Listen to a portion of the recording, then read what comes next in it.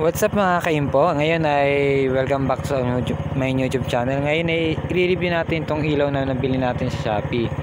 Yan, kaka-install ko lang. Kung yan hindi nyo makikita dahil papakita ko muna sa inyo. Ito yung kilay ng motor. Ang motor ko nga po pala ay Rusi Rapid na Aerox Tagalog. Yan po, kilay lang po yan. At ito naman po yung pinaka ilaw nya.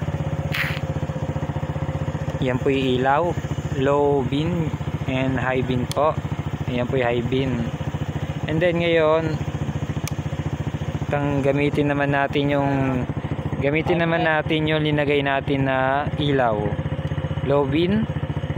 Ayan po, low beam, high beam. Ayan po. At yun, pinaka ilaw, sama natin yung ilaw, low beam, high beam. High beam ng ilaw na ano. Kung papansinin nyo po ay okay na sa budget. Yung tatanggalin po natin yung ilaw. Yan, high beam, low beam. Visible naman siya sa daan dahil malakas naman. Yan, low beam, high beam. And then kung nahihinaan po, kaya pwede nyo pandagdag yan nga, mini driving light lang po talaga siya. Yan. Yan.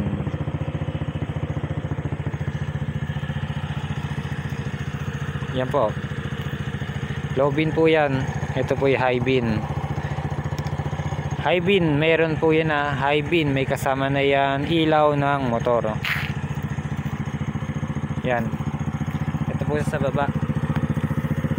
Tatluan po yan, yung try to lose na kung tawagin ng seller.